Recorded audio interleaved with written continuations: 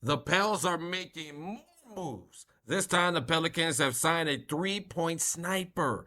And we're going to take a look at the Pelicans' latest signing and also give you an update on what's going on with the possible Jonathan Kuminga signing trade situation inside this edition of Pelicans Digest. What's good with it, everybody? Happy 4th of July weekend, y'all. It's your people, Melz On The MIC, back once again with Pelicans Digest. And thank you so much once again for subscribing, man. If you haven't done it yet, go ahead and hit that subscribe button, baby. We get a little spicy over here. We give you the best analysis, opinions, and so much more about the Pelicans right over here. And thank you so much once again for making us one of the fastest growing YouTube Pelicans channels out here on the internets, man. And of course, I will address, don't worry, we're going to get into this in this episode. I will address my controversial statements that I made yesterday, suggesting that the Pelicans possibly trade Herb Jones in a matter of minutes, man. But once again, I'm on the road in Austin, Texas for the 4th of July weekend.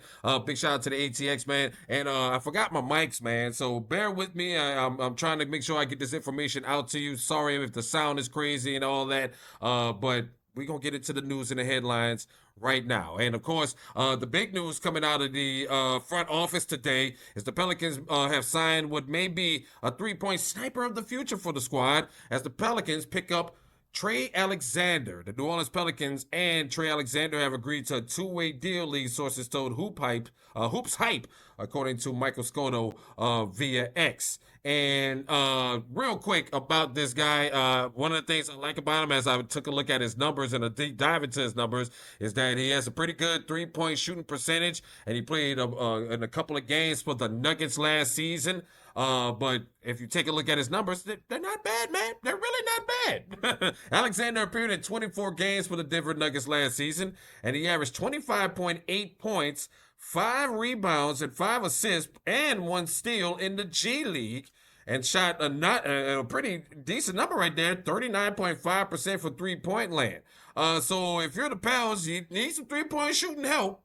And then you pick that up in this guy. But once again, this is more than likely another summer league signing to get the guy on the floor. And again, the Pelicans are stacking up in the guard and the forward positions and the wing positions, especially to figure out their future. To figure out which one of these guys can take the mantle in a year or two and lead this team or be a contributing factor to this team in some way, shape, or form.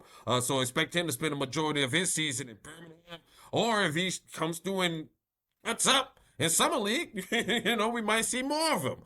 So again, this also. And I just remember this at the last second. The Pels released Antonio Reeves.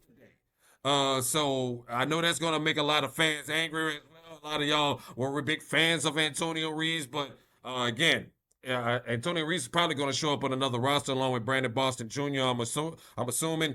So it's unfortunate. Again, Reeves was the victim, but Reeves got. To be honest with you, I'm not going to say that Reeves was really a victim of anything. Because last season we got a lot of teams, and according to and especially the Pels, got a good chance to look at him due to all the injuries that was out there. And I guess the Pels didn't see, what they wanted to see with them. So I guess that's why they decided to let him go. Again, guard and wings were already heavy in that position. I knew a lot of these names were going to go, and again, that's also looks good favor for Jose Alvarado as well. All right, so. We'll see about that. We'll keep you updated on that as Summer League kicks off in a couple of days here on July 10th. And we're going to be looking at those rosters and taking a deep dive into it real soon. Now, the moment you all been waiting for. Yesterday on this very fine quality program, a lot of y'all got upset with me because I merely suggested, didn't say it was confirmed, didn't say that the Pels should do it. As a matter of fact, I said it would be a terrible idea if the Pels do it. But I did say that you should, and all I did was suggest that the Pelicans take a look at possibly moving off of Herb Jones Jr. Now, a lot of y'all, some of y'all got so mad, y'all unsubscribed to the channel and unfollowed. Some of y'all listen, man, and I got to say this on behalf of people who do this, who analyze sports. You have to take your fan hat off sometimes, fam. You have to take your fan hat off, especially in the off season. And I know a lot of y'all don't have the capability to do that from time to time. But if you're going to present information as an analyst, you have to take your fan hat off from time to time. And because you know what happens when you put your hat on? You know how you put on a ball cap and it limits your field of vision? It limits your field of vision. You probably can't look up or around and stuff like that. You limit your field of vision when you wear a hat. Okay? So in the off season, you take that hat off so you can look at your team constructively. I've been in the radio business and in the broadcasting business for 15 years before I started doing this channel. And one of the things that we would do as an exercise, whenever we was in charge of a TV station or a radio station or whatever, is we would do something called attack yourself. You have to attack yourself. If this is something that you curated and crafted, then you got to attack yourself to find out if there's ways to make it even better. So you go in and you look at and analyze every little thing about your situation, about your team, about what it is that you're doing. And you have to look at that situation and realize, okay, where can I improve at? Where can I get better at? And also, you have to explore the options of this player that I love so much and is so good. What would happen if I moved to him and I moved this player in his place? That's how you get analysis, my people, is that you open up the questions in the world of possibility and wonder to give you a chance to think without having your heart in it. Because when you're a fan, your heart is in it. This is a business, though. And you have to make a decision cutthroat sometimes. And you have to take your heart and your emotion and your love out of it. So that's all I was trying to do, is get you to open up your mind to the possibilities and look at some things when it came to the possibility of moving off of Herb Jones for Jonathan Kuminga. Again, when I take my fan hat off, I look at the numbers. Jonathan Kuminga scored 15 points a game and had 4 rebounds in 74 games played last season, compared to Herb Jones, who had 10 points a game, 3 rebounds, and only played in 20 games. I had to take my fan hat off and look at those numbers and say, well, damn, we might have to make a change there. We might. It's something that you have to open your mind up to.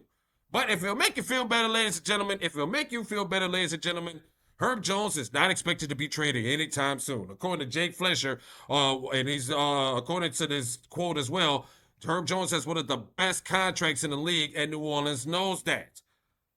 So there you go. There you go. There you go. So you ain't got to worry about Herb Jones moving. It was just something to suggest to take a look at.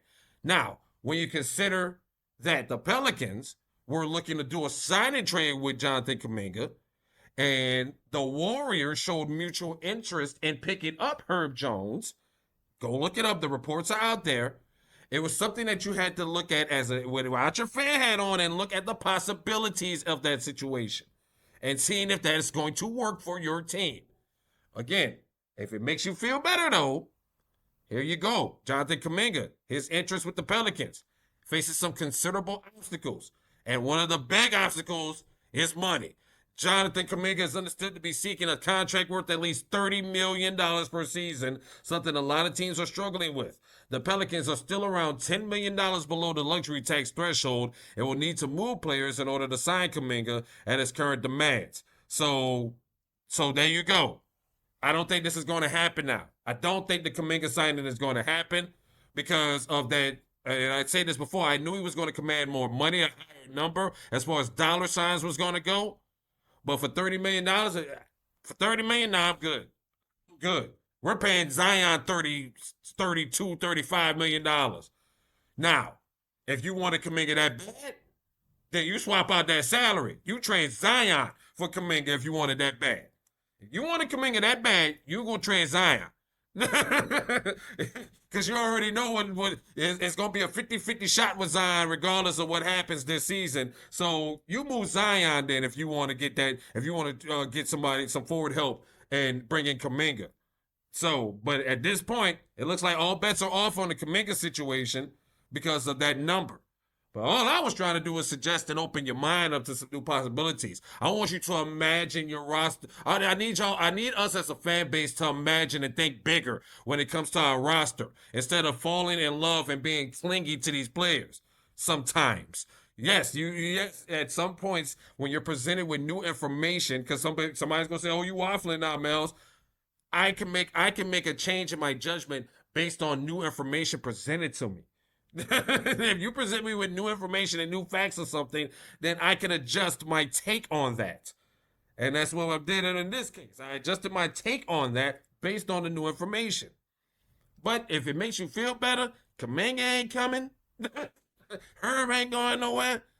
So now the question is, where else would you like to see improvements on this roster? What do you think we're still missing from this roster on this Pelicans team? Take your fan hat off for a second and let's talk about it. Get in the comments and let's shop about it. What are your thoughts on the Pelicans' latest signing of Trey Alexander from the Denver Nuggets? Can he make the squad? Is it a good signing? What are your thoughts on that? Also, do you think it's over with the Kuminga situation? And where would you like to see this team make some improvements in its roster? Clap back with your thoughts in the comments. Hit that subscribe button, and we're going to keep the conversation going right here on Pelicans Digest. Thank you so much for tuning in once again. I'll holla at y'all.